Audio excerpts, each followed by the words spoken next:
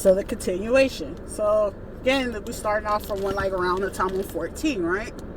So at this point, you know, they beating me and stuff like that. However, again, we leave. I leave from, I left from Florida to go to Tennessee. From there, as we were there, things get weirder. I go out, it just so happened I make this one friend. And she was like, oh, well, let's go to the rec center. You know that there's a rec center right behind us on the next street up. I'm like, okay, cool, whatever. I ain't gonna say her name, I ain't gonna out her out or whatever. I ain't even gonna talk bad about her cousin or nothing like that. However, I just remember as we go, we get there or whatever. This dude approaches me. But as he approached me, I felt it was kind of awkward because it was like, it felt like a setup. I leave the house, I go walk with her, we go to the store, we go to the candy lady house. Well, we go to the candy lady house, we went to the store, and then we went to the rec. But as we did that, we get there, this guy he had to know where I was headed in order for him to know that I was getting ready to go, because I was like, dang, we need to go back, because I realized, I was like, dang, is it getting dark early or something like that? So she didn't want to leave because something was going on, some boy, whatever the case may be. I'm getting ready to go. He's clearly older than me. Clearly I can see he has some kind of gang affiliation, or he was just a motherfucker off the street, like, you know, a street dude. But as it is, if we going, I can recall him saying, I know you don't know me, but I know you. And I'm just like, well, how do you know me? Well, I want to get to know you. And I'm like, why would you want to do that? And from that, it was just like, we walk in and he just sitting there kept just making comments. And I was just like starting to feel real uncomfortable. But as I was starting to feel uncomfortable, he was like, well, I could walk you home. I'm like, no, I don't even want to walk me home. I can walk home. And as I'm going, he was like, well, you're not going to make it home if I don't get to walk you home. And I'm like, what? And I'm like, okay, let me get ready to go. So I'm trying to remember, you know, the whole route, how to get back to the house. So as I'm getting ready to, you know, walk to get ready to the house, dude basically threw something over me, grabbed me, snatched me up. And I just remember being like in the woods, and dude threw me in the back of something. I don't know if it was like a van, a truck, or a car or whatever. Like I could see a little bit under the thing he put over my eyes, but I could see a little bit. And I just remember it had to at least be 3 or 4 people held me. It was one person on this arm, another person on this arm, and then there was another person pulling on my pants because I was trying to kick. And I remember them like, damn, she got some strong ass legs. Like, nigga, sit on it. Like, you got to do something. And I'm just like, what the fuck? Like, what's going on? I can clearly hear, like, it's more than just, it had to be more than like 3 or 4 people here. It had to be. There was no way. And as I'm getting ready to try to get my way out of this whole fucking situation, I just remember just getting hit left and right. But as they hitting, they screwed me at the same time. I'm like, bro, what's going on? And it was just like, that there was like the camel that broke, you know what I'm saying? You know, the straw that broke the camel's back, okay? And it was just like, boom, boom, boom. I just kept getting hit left and right. But I'm like, they hitting on me. They didn't want to hit me in my face, so I was getting it in my chest. I was getting them in my arms and my legs. Like, they was trying to, like, basically paralyze me so I wouldn't keep fighting against them. So finally, towards it was like, I guess one of them that was on the outside ended up striking like one of the nerves in the leg. He didn't know how he did it, but he struck me.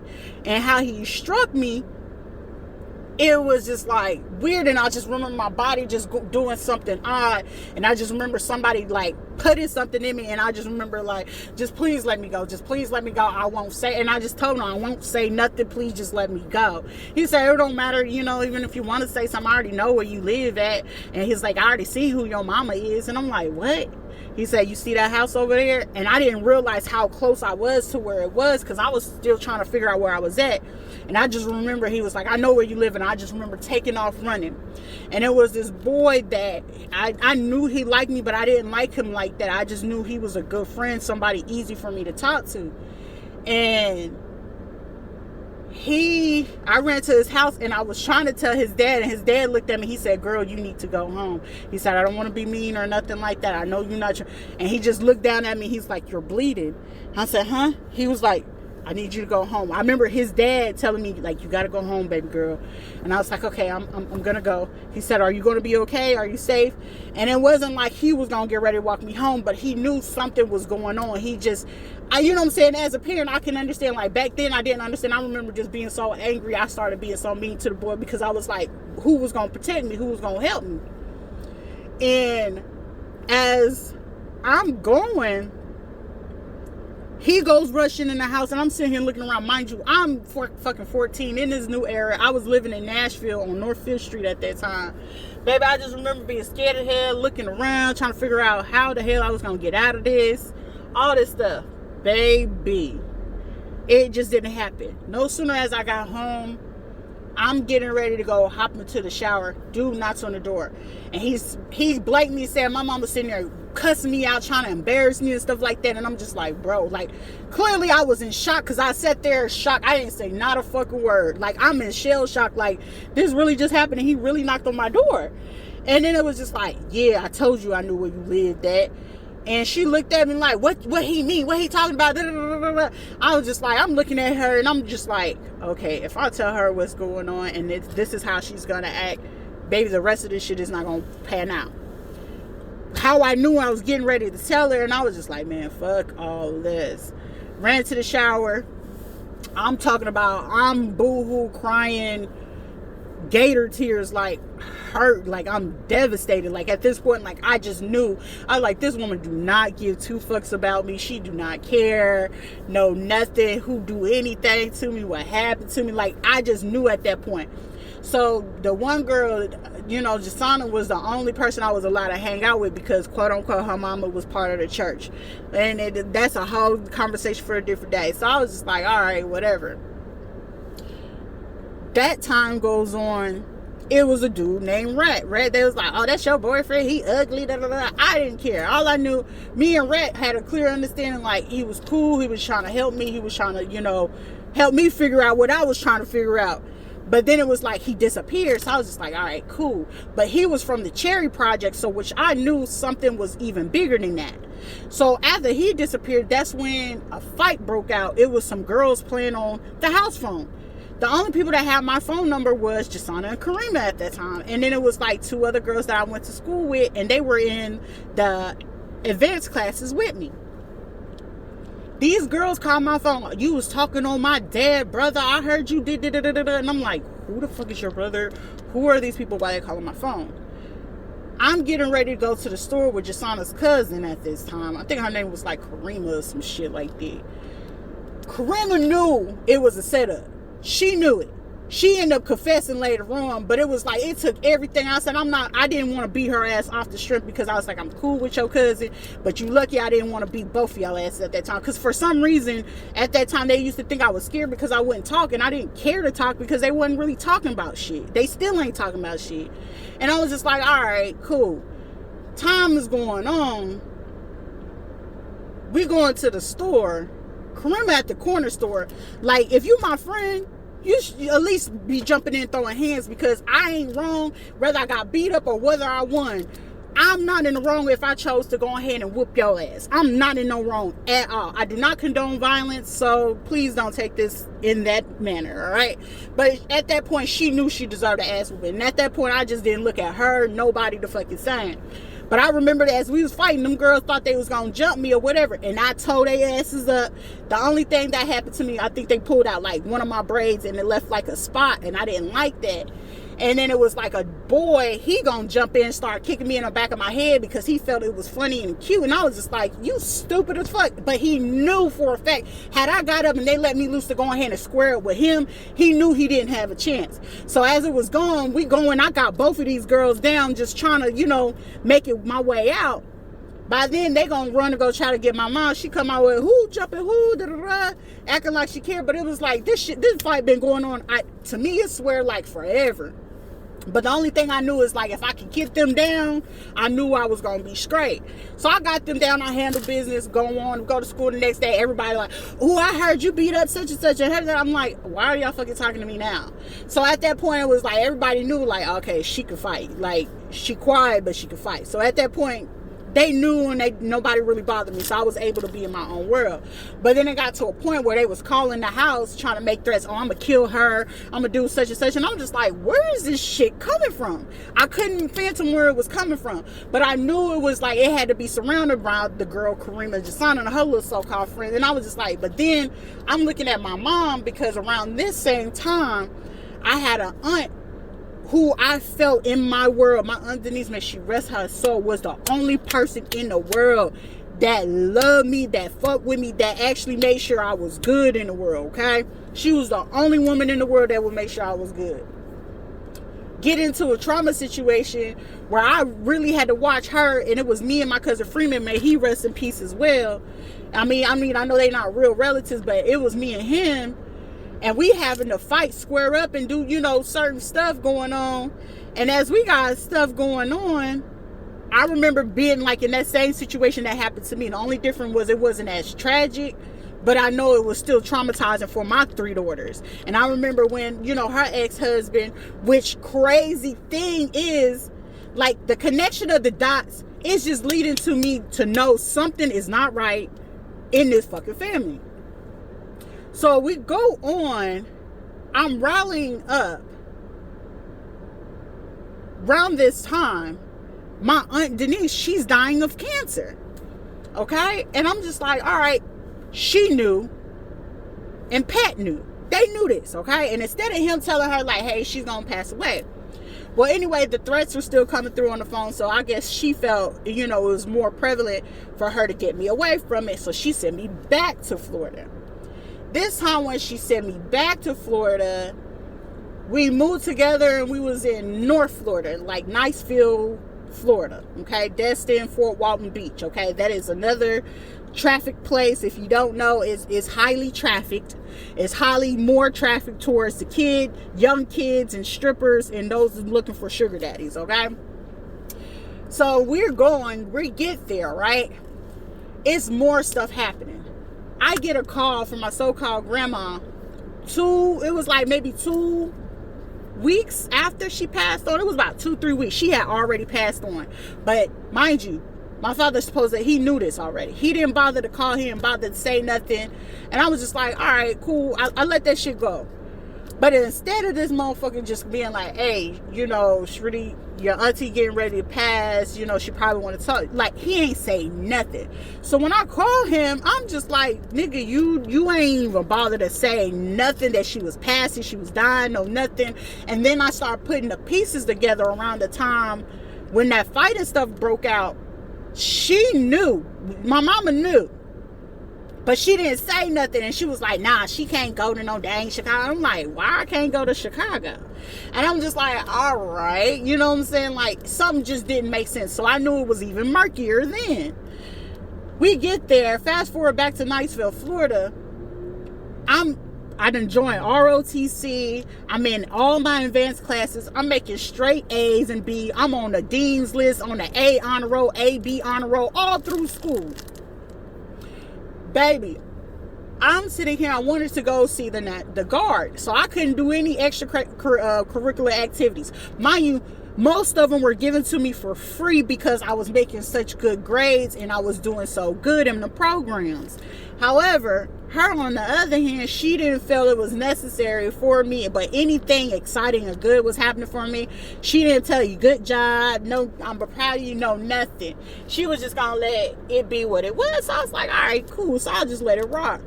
So I just remember, like, long as the house stayed clean and I was cooking a meal or something like that, like there was food for us to eat. Mind you, I'm having to cook full course meals where they had to be spaghetti, corn, salad, and garlic bread. I knew to cook that. I knew how to make me some pork chops. I knew how to make me some chicken, corn, and rice. Like, I knew how to make simple stuff to make sure that I had a meal for myself to eat.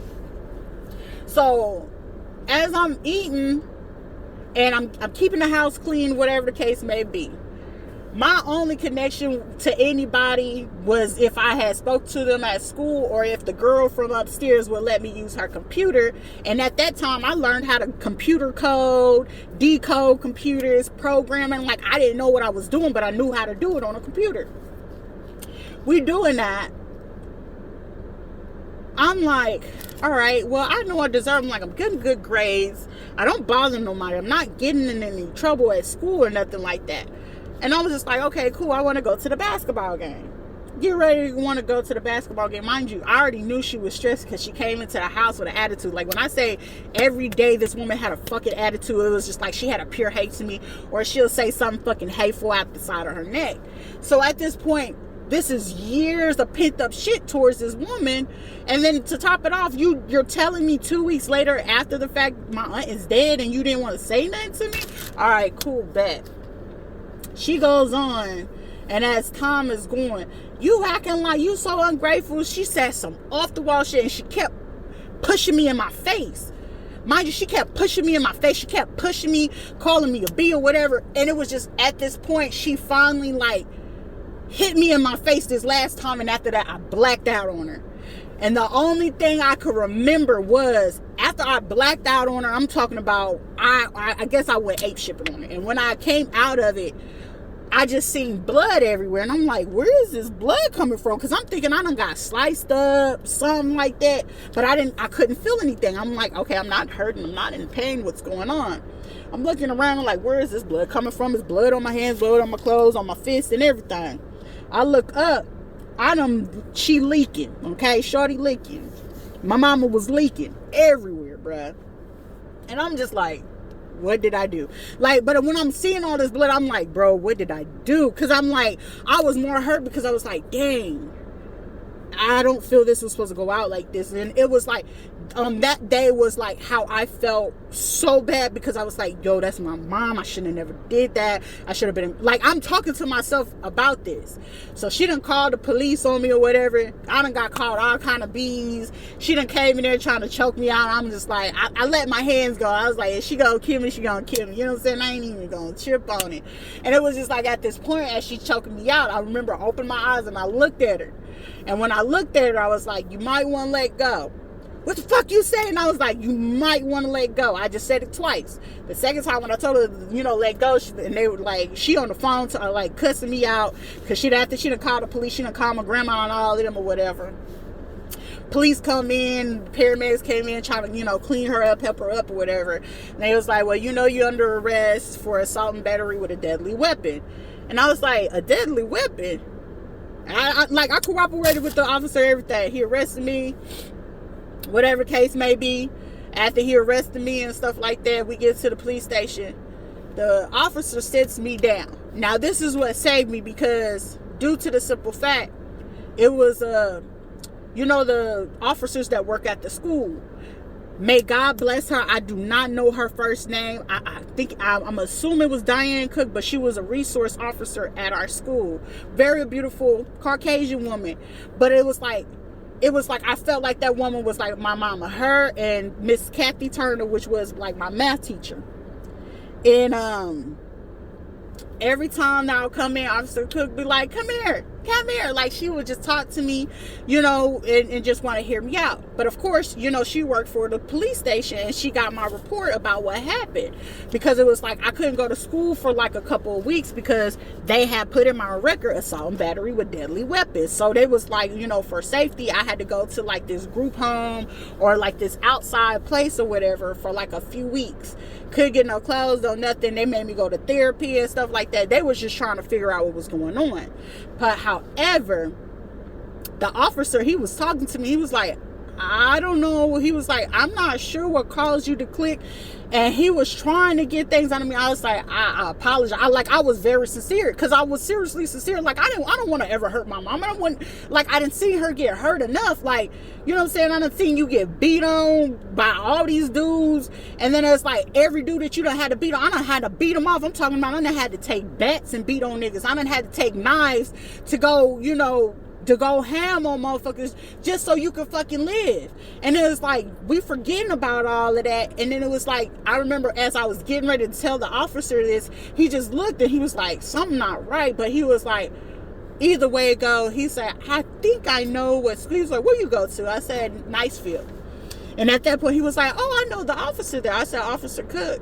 And he relayed whatever information he was allowed to. And she, called me into her office, sat me down, talked to me. And as I was telling her some stuff, she was trying to pull some stuff together and she couldn't, you know what I'm saying? It was like, I was very limited to what I could say, because it was like every which way, I just knew whatever decision or choice that I would make, it was going to be something drastic. I didn't know what it was going to look like. I didn't know what it was going to feel like, but I just knew it was one of those, do I say something? Do I not say something?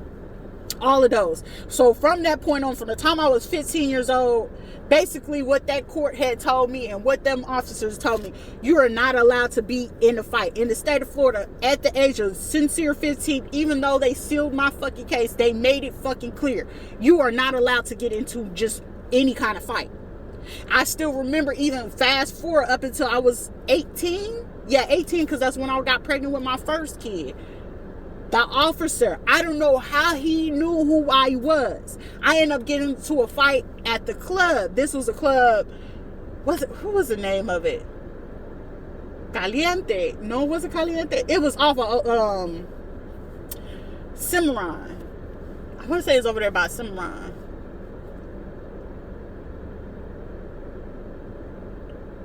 Not OBT, but it was in Orlando. Anyway, we go to a club. Homegirl ended up getting into it with somebody, or somebody had some beef with her and my brother. Mind you, I'm that friend. If we're going in, we're going in. But anyway, the girl decided to go ahead and take her anger out at me. And she was like, bitch, you da-da-da-da. And she started going, I'm like, you got the wrong one. I said, I'm going to let you pass on this. You ain't going to let nobody pass. By then, she started talking. I just went to go ahead and go handle it, and I drug her ass off. But as I was coming out, I ain't lying about this, the bouncer, the people at that club knew who my folks was. Mind you, most of the bouncers are people that work at the clubs, people that work, they be knowing what's going on, okay? Don't nobody's city get ran without the city knowing what's going on, okay? He grabbed me, he's like, you little Sheila such and such. And I was like, how you know me? And then he was like, you better stop fighting, because you already know you ain't supposed to be fighting. And I was like, it ain't got shit to do with me being pregnant, no way. But the officer pulled me. He was like, you're not supposed to be fighting. And particularly, he said, not only can I could charge you with endangerment of the child, you are, he said, even though you turned 18 now, don't think that I don't know that you are certified as a deadly weapon. I said, are you serious? I said, still? I said, I thought my case was still. He was like, just because it's sealed, you're still in the state of Florida, and you still got to abide by that rule, because if you do anything and somebody do get hurt, that sealed case will be reopened. I'm like, shit. So, of course, I'm like, I ain't trying to be, caught up. I ain't trying to go to jail for nobody. Like, I'm trying to, I've already been locked up once. I ain't trying to do this no more. I learned my lesson the first time.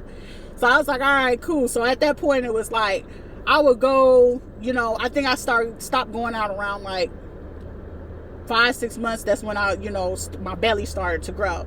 So after that, it was like, if I did go out, it was like to the house parties that we would have out there in Pine Hills, or I'll go to the east side or whatever. Most of the time, my time consisted of just hanging out, having a good time with my friends, eating food, laughing, conversing. I'm going about my business. So as that was going, I'm still in high school. So from Wednesday to Sunday, I was out the house. No, I did not want to be nowhere near nobody in that house. And they knew they couldn't stop me. However, how they wanted me to feel like I was so confined, because they made it their business to make sure that my other two cousins, they got a car, but I couldn't get a car. And I didn't get my first car until I was 18, 19, after I had my first child. But mind you, I was sitting there trying to figure out, how can I get some money? How can I start some business? Because back then, I had been I knew how to do braids, box braids, crochets, you name it. Every hairstyle in the book I could have did, and I was doing that as a kid from the time I was 10. And they knew this, and I remember my cousin and my friend oh, she gonna be something. But every time that my mom or my aunt or my grandma and them would hear that, she ain't gonna be nothing. And it would get to a point where they would be so mean. If somebody gave me really good compliments, especially my auntie and her husband, And my mama, they would make it their business, and my cousin Kiera, they would make it their business to say, you ain't gonna be nobody. And then when it came to like they friends, oh, she ain't gonna be nothing but good for somebody to lay on her back and having kids. She ain't gonna be nothing. So it was just like, I got so tired of it. And then it was like, when I started putting the pieces together, mind you, the people that are their friends now used to be friends with me, but then I couldn't understand like why they started being friends with me in the first place. When I started putting the pieces together, it was the girl Rachel. We had been cool before she got cool with my cousin Kiara, and I was just like, why all of a sudden she's all, hunky-dory with, Kiara, and then Capri, and all these people that I was cool with, all of a sudden y'all not cool with me. Oh, you were doing this, and you were after me and my boyfriend, and I'm like, whoa, flag on the play. So I knew it was Kiara trying to convince.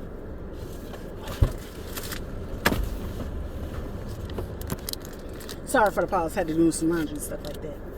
But anyway, at this point, it was like, I just knew that they didn't want the best for me. Like, they wanted me to fail. Like, you know what I'm saying? Like, at 18, it was just like, at 18, I just knew it was like, I need to figure out how to get, enough money so I can move, so I can get me in my own place. Because any job that I had in between, I used to work for the Turnpike at this Burger King, right?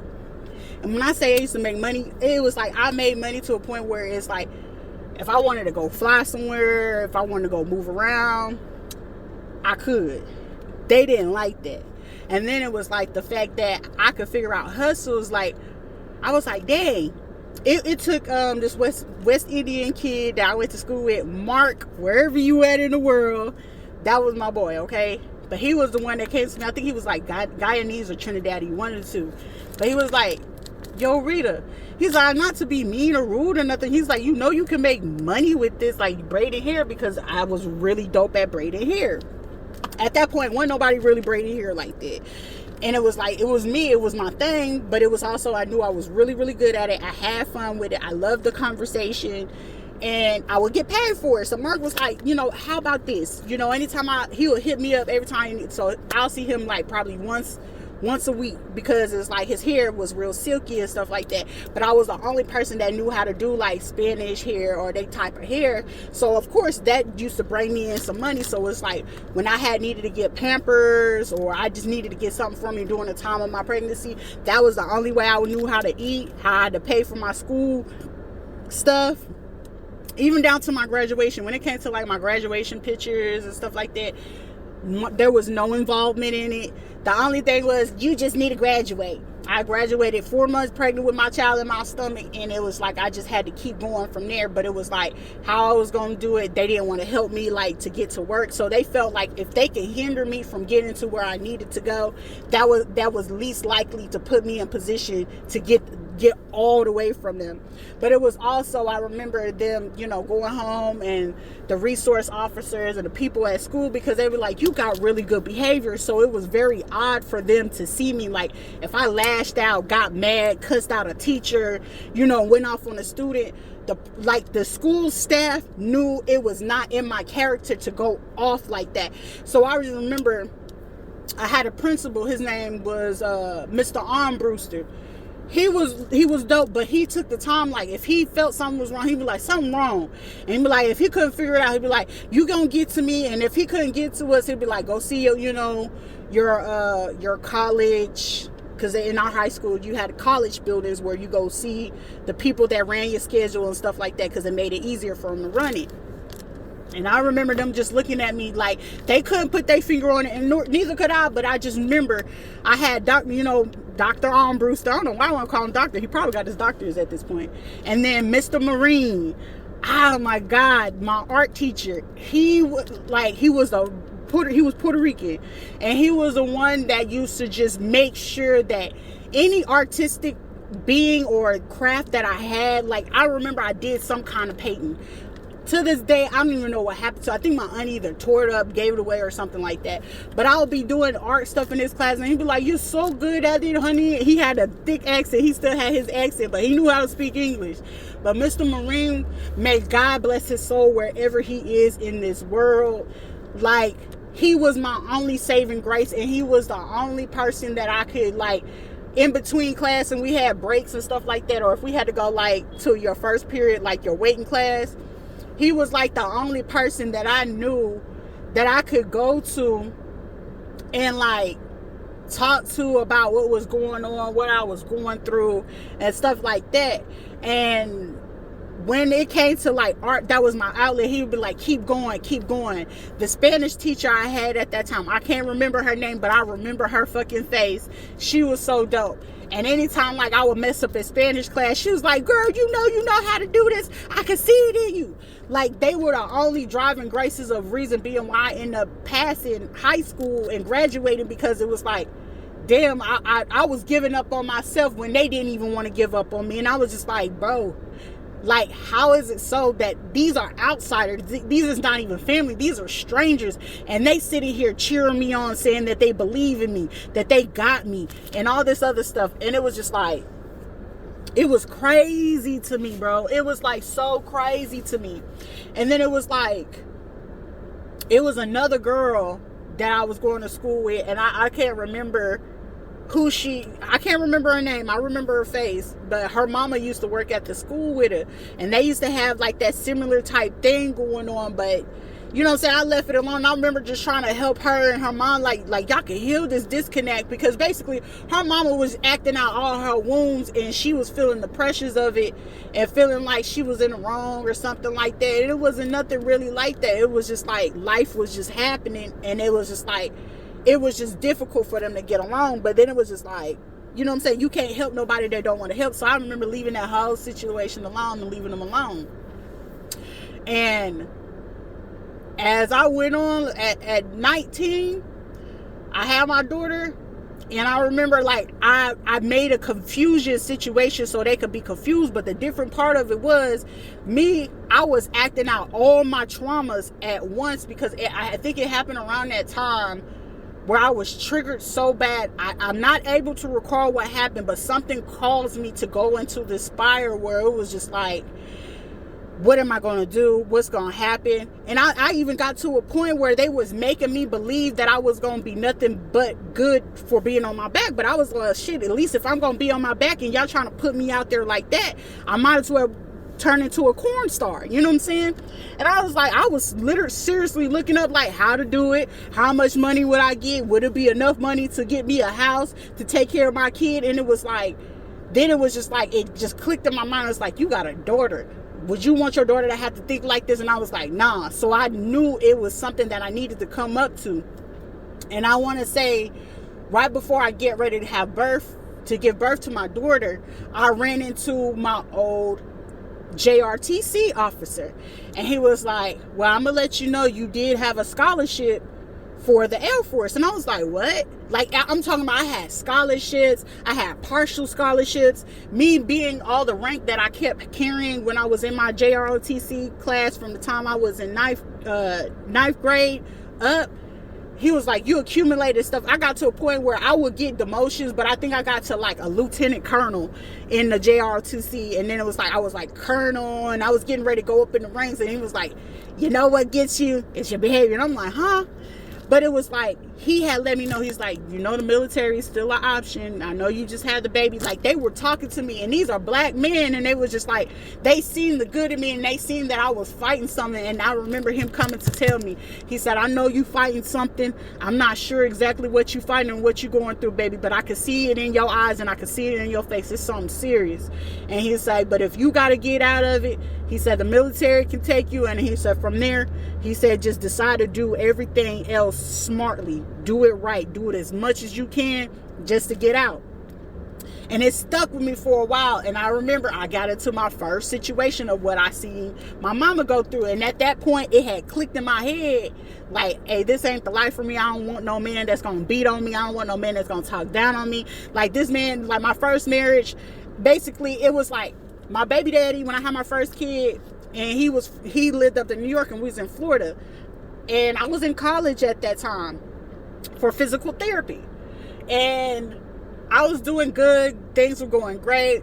I get to him, and I remember he was just feeling like, yo, I see what you, like, my baby dad was seeing that stuff go firsthand. And then it was like, when he had put me on, like, letting me know like his mama was a scammer, because I was just like, how your mama getting all this stuff? Because I was like, I ain't ever see this woman do no job. I ain't ever see her on no computer. I ain't ever really see her, pushing books, no nothing. So then at that point, it was like I had put two and two together. My first baby daddy, his mama was the ultimate, you know what I'm saying? She was out there self-made, self-made back page type chick. Ain't nothing wrong with it. But then it was like when he started putting me on like, oh, she was a scammer. She was running like cards and credit cards and stuff like that. That was on my first baby daddy. But then I was just like, well, how you come along, in this? But at that time, before then, it was a girl that I went to school with, Maria. I was dating her brother. She knew it, but her mama didn't agree with it because she was trying to say like our age or something like that. It was like we only were like 2 to 3 years apart or whatever. He turned 18 before I did, so I was like 16 and he had literally just turned 18, and he had just got out of school. So he graduated in 05, I graduated 07, so there was not a huge difference. But he was really good to me and I was really good to him, but it was just like the lifestyle and the stuff that was going on, it just ran a little bit deeper. So I just remember at that point, I was just like, everywhere that I turned, I knew that if my family knew that I had a friend or I was making friends, they made it their business and their prerogative to say something like so shitty and horrible about me that it's like I could be cool with a person today and come like 2-3 days later, like they'll hit me up here and there, but then it was like it'll die out, and then it was like it'll go to a point where they'll just start doing mean shit to me, and I'll be like, what the hell happened? I couldn't figure it out. But then once I had figured it out, it was around the time I was like 19. So that following year, that's when I started putting the pieces together. I was like, these motherfuckers don't give a shit. And then I was like, okay, well, I gotta figure it out, because I caught my mama. She was in the room. She thought I didn't hear her. And I think I ended up coming in because she was loud or whatever the case may be. She was like, I need to figure out a way how to get rid of her ass, because I'm so tired of having to take care of her. But shit, she's, I got to use her. And she used me. Mind you, I was working. So I knew it was like some tax crazy shit. And at that time, you know what I'm saying, when nobody explained it to me about taxes or anything, this bitch was filing taxes on me and my daughter, getting money, like getting bags. And then it was around that time, I remember I had spoke to my Aunt Rita around the time when I was getting ready to have my baby. She ended up like saying, oh, something about child support. And I was like, what? But I didn't pay attention. But through the years, I'm talking about 19, have my child, 21. They still talking about child support. And I'm like, she still collecting child support, but why would she get it if I'm the child? So why wouldn't the money be coming to me? Baby, when I say like everything with her was about money, I couldn't go to her house because it was like, God forbid, I didn't even know what man or what dude was gonna be in her house. It was just like bad, and it was just like I just knew from that point on, anywhere that I went, I was like, I didn't care where the military took me, just long as I was away from them. But then of course I got to this place where I was feeling lonely. I wanted my family. Get to this point, it turns into the fact that they made it their business, even if it was with a baby daddy or anything, they'll come back. My baby daddy's like, things will be going good, and then they come back. I'm talking about we'll be good on good terms, ain't no issues, ain't nobody cheating, ain't nobody doing nothing funny. But then it'll be like maybe 3 months down, and I'll be like, hey, you want to go kick it with my family? As soon as after they meet my family, I'm talking about these men would dog me. They become treacherous, and I'm talking about the most craziest thing you could think a man could do, they would do, and they done. Okay, down to a point like they were like, oh, I'm gonna record her, having sexual acts with me. Like, hey, I don't have no problem. If you are my partner, we could do that, and we keep that amongst ourselves. It's not for fucking everybody to see. If I wanted to do that, I can go ahead and go get on the scene to go do that.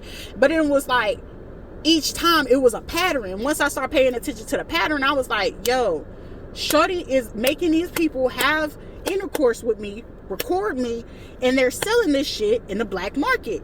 And the only reason why I knew how the black market existed, they were slipping up talking about it one day, and I was just like, y'all wouldn't know about this, especially with the jobs y'all got, because it's like I tested the theory, because I'm sitting here just talking about it randomly, and I remember it was some Caucasian Asian lady, and they looking at me like, huh, what?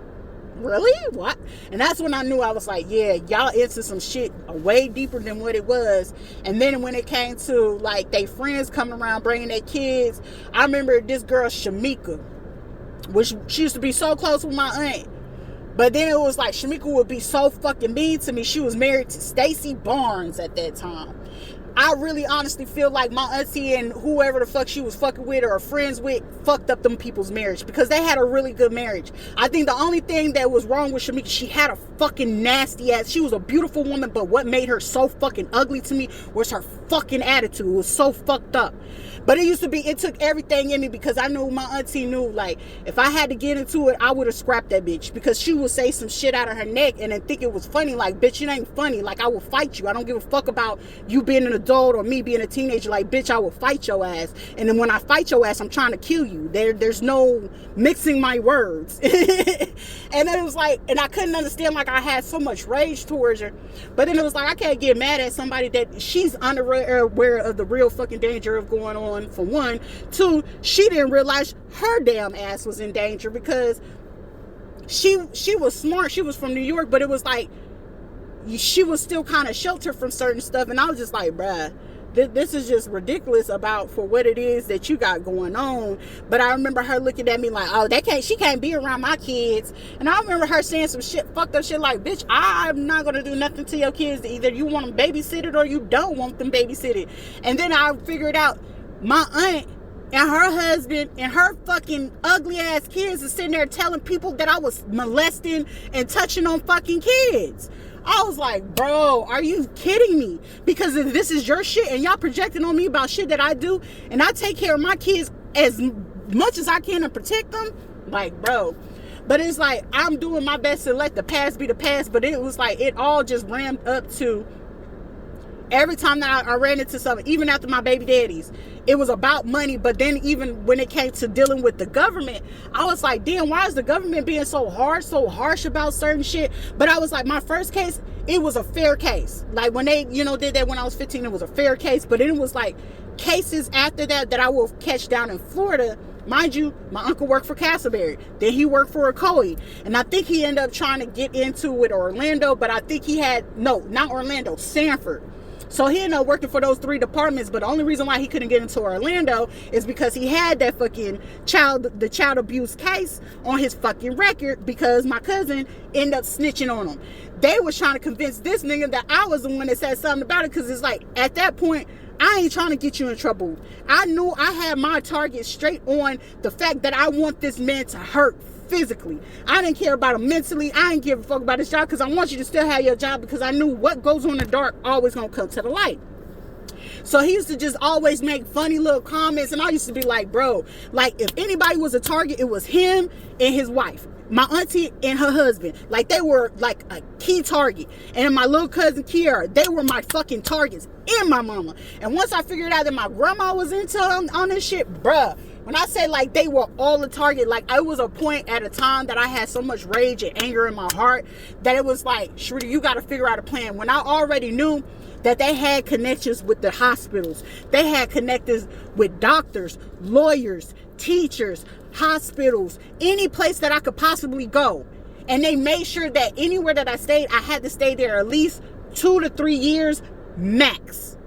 After that, I had to move around. But then it got to a point where they had to control, like, I couldn't go like no further than like 15-mile radius. And then this was around the time when I got ready to go to the military.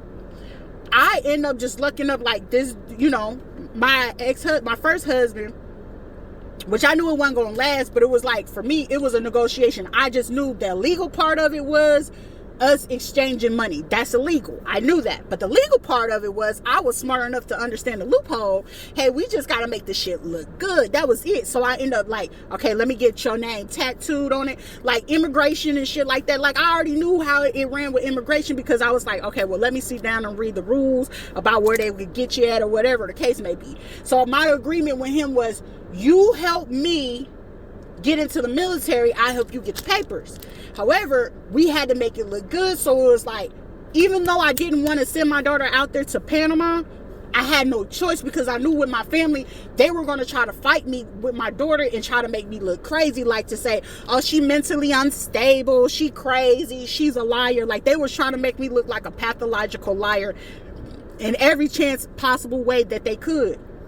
I wasn't gonna let that shit go down, because it's like, I've always stuck myself. I said, Sharita, by all means necessary, even if it's gonna get you in trouble, speak the truth. And that was from the time I was 6. I was like, speak the truth. Even if they ain't gonna believe you, speak the truth. If they feel like you lying, still speak the fucking truth. If they gonna beat you, speak the truth. Because it's like, shit, I'd rather just you beat my ass for me telling the truth. Cause shit, and I was still gonna get beat either way. And even if I was speaking the truth, they felt it was a lie. Okay, so that's when I learned and understood that there are people intentionally willing to not understand you. Like, they will intentionally not want to understand you. And I didn't understand the reason, but then it started to make sense. But I was like, them people right there, like my own family, to a point where they would actually be like, ooh, such and such. And I would find out like anybody that I probably was dating or talking to had some kind of connection to their friend group in some kind of way, whether it was a friend, family, associate, or somebody that they probably work with. It was always a connection. So I knew like my whole life that they was trying to figure out a way of how to do that. But when I was trying to go to Panama, they made their business to call the airport. Mind you, I'm getting ready mid-flight. They done pulled me to the side at immigration and customs to say, is this your child? I'm like, what? What are you talking about? Well, we got a phone call from 3 women saying that you were leaving the country with your kid. But the guy that from customs, he was like, hold up. As the other guy was telling me all this stuff, the other officer stands there. They said, what? He was like, how old are you? I said, I'm 19. He was like, what? And they're trying to stop. I was like, they're just mad because I got my passport and I was traveling. Mind you, at that point, they had never left the country. They hadn't been nowhere. I was the only person with the passport, first person in the family to get the passport, me and my daughter. And we flew the fuck out to Panama. So customs, they was like, is she your child? You got to present us with birth certificate. I had to go to the embassy and everything just to show proof that, hey, I am her. I'm her mother.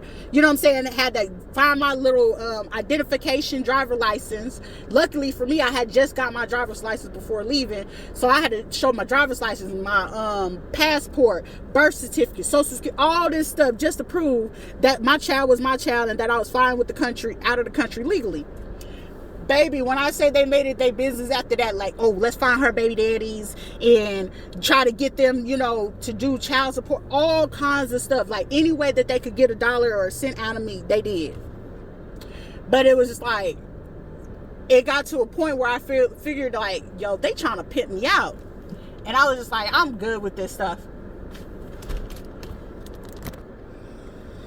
Yeah. Also, it's just like, after that had happened, my daughter was there. Like, when I say my daughter was treated well, like the princess that she was meant to be, she was treated such. You know what I'm saying? Like, there was no issues. Like, my daughter was well taken care of while she was out there for Panama. However, I had to figure out a way how to get away from this man and also come up with the money so I could, get away from him. Anyway, push comes shove. All the incidents that led up to it, he basically did the R word towards me, which led up to me having my son. And when I was trying to tell them, they took his side. And then they forced him to try to stay with me during that time. I think I ended up getting up to the point where I was like 6 months pregnant. I was already in the military. And then it was like, Kimberly Flemings, may she rest her soul. I feel like she knew something, and because it wasn't no sooner after, she was the one that basically talked to Command, and Command had made me just basically, so he wouldn't take my BAH. Basically, it was like they ordered me to send him back to wherever he was going, and the only place I could think of was send him back to Orlando.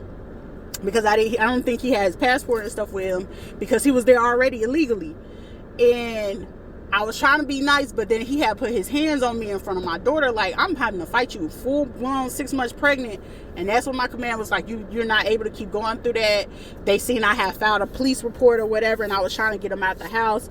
Basically, in Clarksville, Tennessee, they was trying to tell me, well, since you're married to him, you need to go to I'm like, I'm full-on pregnant. I have my other daughter, which is not his child. You think I'm fit to just go? They're not fit to let me stay in no barracks with no baby. And he was just like, oh, well. I'm just like, bro, at that point, I just knew something funky was going on around Clarksville. This is how I even know more so was something funky going on. If y'all listen back to some other readings, I was basically letting y'all know what happened with my son Marcus. When I say that in that court, I was treated so unfair. I think the first judge was Judge Barnes, and then the second judge, I don't remember his name, but I know the second judge, when the case came to him, he basically had said, like, I think he was on that case for not even 30 days or something like that. It took him literally 30 days. The second judge, when he got the whiff of it,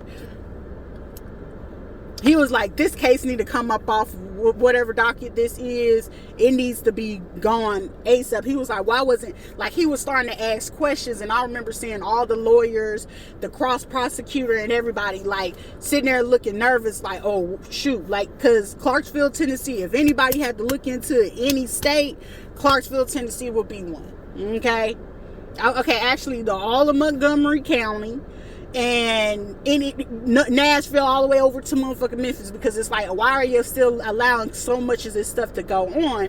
But the only difference is, like, if you go to Memphis, there's more black people towards Memphis than it is towards Nashville. So it's like they low-key got the red lining going on, just like they do in Mississippi, but that's neither here nor there, because that's not who we're talking about. However, those states are prevalent if somebody's trying to figure out this case. So in my case, it was just like, as that was happening, I'm trying to call out to my family, nowhere to be seen, found, heard of, help. However, when I got ready to have this kid, before the case had happened with my son, my cousin Kiara came, but however, she was there, all she did was sleep, and I'm talking about my kids getting into stuff, damaging stuff, and it's like, her thing was drinking and partying. She was like, oh, my fat cat gonna get me whatever officer, my mama told me about that. I was like, well, shit, all you doing is following in your mama's footsteps before anything. And when I say the girl was fucking smart and like, you really cute, like, she do her makeup and stuff on her hair, she's very, very, pretty. I'll give her that. But then it was just like the behavior and how she acted and the tactics and shit that she used, I was not cool with it. So it was just like, me and her, I just knew we would not ever have a relationship. How she even destroyed it, it was like, bitch, how you gonna invite me to come to your child's 3rd birthday, and then as I'm coming to the birthday, she tells everybody as soon as I walk in, y'all don't talk to her, she crazy. Oh, you was bold enough to say it out loud. And then Rachel, her little dirty ass, she gonna have to like, oh, Kiara. And I was like, you know what? I'm not gonna grab all 3 of y'all, because if I sit here and grab all 3 of y'all and drop y'all in front of y'all mama, because it was like, I think, what's her, Kamaya, she was the only one just basically was just trying to say like, y'all know y'all wrong or whatever. And Kamaya was like, oh my God, you so pretty, how did you do? And I was like, I'm trying to help you, but you still stuck on what it is Kiara told you. But if I had outed her out in front of her boyfriend while she was sitting there trying to convince, oh, Lou is just my friend, he's just my friend. No, girl, you been screwing him, and you got your man convinced that he's just a friend. And then the background story that ends into it, reason being why this man not feeling like it's a threat. But I was like, I'm gonna leave that alone. But it was just like all the messiness and stuff like that. My mom sitting there provoking it. Oh, Sharita, that's just family, just let it be. And I'm just like, it took everything in me not to slap her. And I'm just like, all right, cool. So while we at her house, and this is when I started getting into tarot, like doing the readings and stuff like that, and I'm doing the readings or something like that, or while I'm recording, I had the door crack or whatever, she'd be listening, like, I'm talking about ear hustling. What you say about Scorpios? What's going on with Scorpios? That's when I knew she knew that I knew, but she knew at that point when I was starting back in 2019, when I was actually using cards. She knew back then that I didn't know, like I was like baby stepping myself into it. She knew that I didn't know, like I couldn't pinpoint exactly who energy it was, so I kept it in general, thinking, oh, it's just a regular Scorpio, it's just this regular Gemini, or whatever the case may be. But then when I started adding in years, birthdays and stuff like that, she was like, girl, you need to stop that, go get you a job. I get me a job, mind you, my job was paying me anywhere, I think between $20 to $25 an hour at that time. As I'm working and as that time is going, I remember, like, I'm going, my paychecks starting to come in. I was like, okay, I can rebuild my, my bank account was perfectly fine. At this time, I'm giving this woman $1,800 a month. If you know how much it is to live in fucking Florida at that time, before a recession kicked in, before a pandemic, $1,800 could have got you a really nice house, at least a 4 or 5 bedroom in a decent area. However, I was like, okay, well, I'm gonna give it to my mom. At that time, my son that passed away was still alive, and I felt it was more than reasonable, because I said it should be able to cover rent, utilities, and food. And whatever extra she do with it, it's just basically me showing her appreciation for allowing me and my kids to stay there, which would allow me to stack up up and look for a home versus having to rent for somebody and go through that whole process. But then it got to a point where she was always making slick comments about my kids. Oh, they making too much noise, but she calling my grandma like, oh, I'm hearing my grandma on the phone. Girl, you need to get them kids and get her up out your house. And I'm like, what? Wait a minute. Where's the grandmother in this? And mind you, at this point, the grandma, she done stopped talking to me all the way. She don't call my phone. She don't text me or nothing. The only time the grandma was texting me, she was just trying to be fucking nosy. So I got to a point where I cussed her ass clean the fuck out, cussed my mama clean the fuck out. And I was like, y'all keep coming with me. I said, I'm going to tell y'all about your life and you're not going to like it. And if I have to approach you, it's going to be a problem. But fast forward to 2021. It's November 14th, 2021. It's my son's fucking funeral. My auntie, Carla, she has the audacity and the balls. Like, it took everything. It was the only reason why I didn't hurt nobody at that funeral that day was because my cousin, instead, she was just like, cuz, come on, keep calm. Because she seen it in my eyes, like, and she gonna come up in the group while everybody's like, hey, trying to tell their memories about my son or whatever. I don't know why, she don't come around the family no more, you know what I'm saying? And I'm just like, do you think that shit is cute? And it was very inappropriate. And she just sitting there like, oh yeah, the Passover is going to be over there at my house. When did we discuss anybody having a Passover? When did we discuss any of this? Then I looked around, I was like, where Courtney and Kiara, and where's everybody else at? Mind you, they're in Orlando. Okay?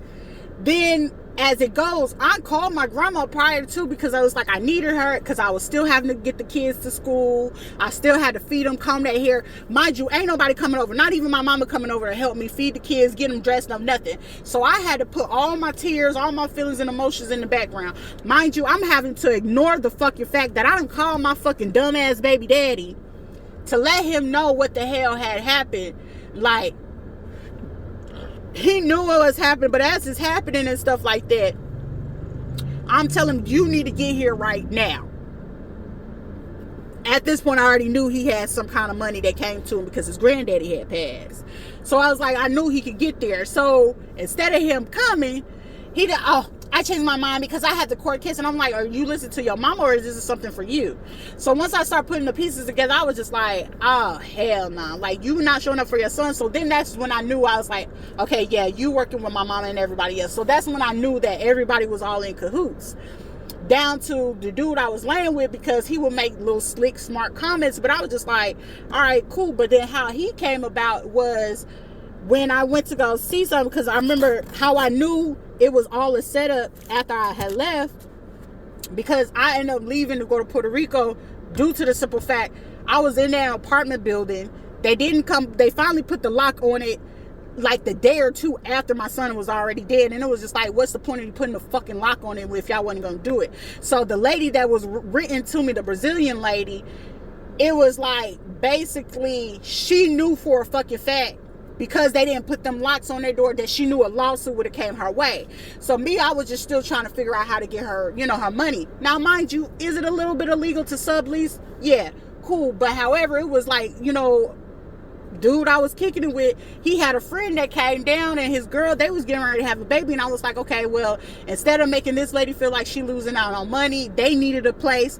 I needed to go because I was constantly looking out the window at where my son died. Like, I was re-traumatizing myself. Like, November, and I had to wait until May before I could make a move to leave.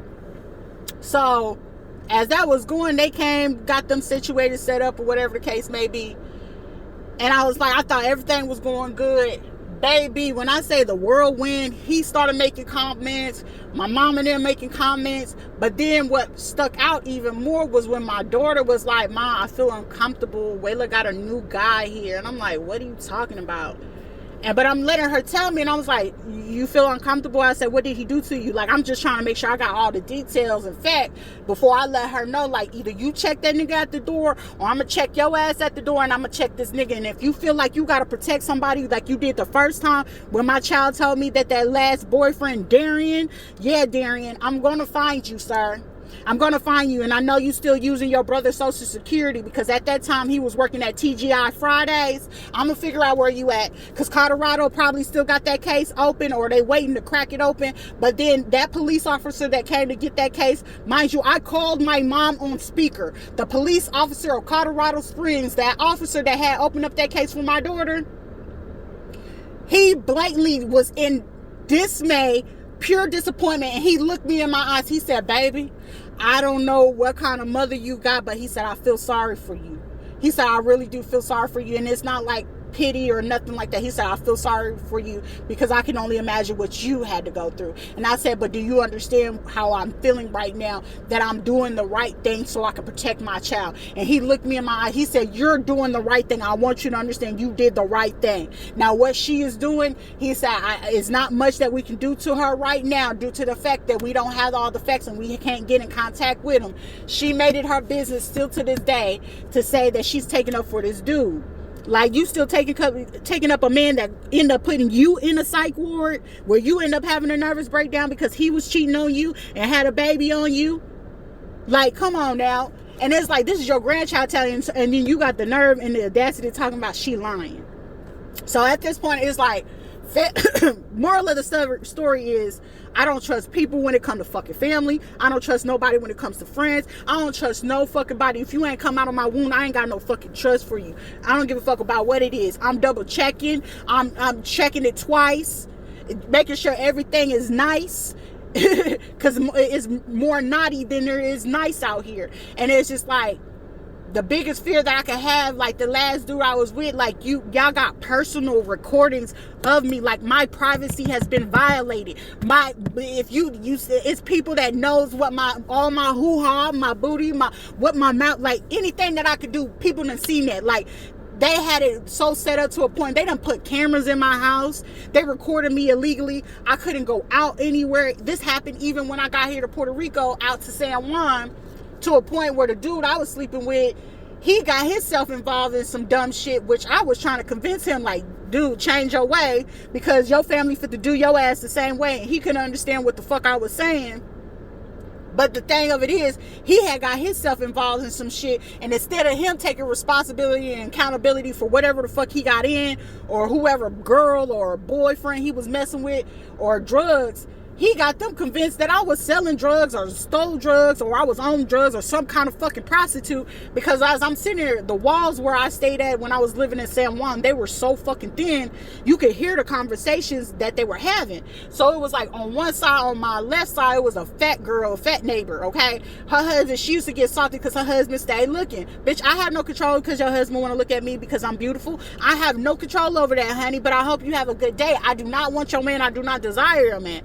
The same thing about the lady on my left side. She was an older woman, but clearly you can see, you like, when a person get into drugs too bad, especially when they on like that, you know, shooting up or snorting that stuff, it'll start taking effect on your legs. So I knew, I was like, oh, okay, she a dope head, and her son was one. But the husband, you know what I'm saying, he spoke English. He'd be like, hey, how you doing? I would say, you know, good morning or whatever, and keep it pushing. So once I start putting it on, she was like, yeah, she's over there probably prostituting, versus them asking me, hey, what do you do? How do you get your money? Bitch, I'm a veteran. I'm 100% permanent and total. That shit ain't gonna fucking change. And it's like the simple fact that y'all sitting here trying to make it seem like I'm fucking crazy and deranged, down to the fact that I was trying to go to patient advocate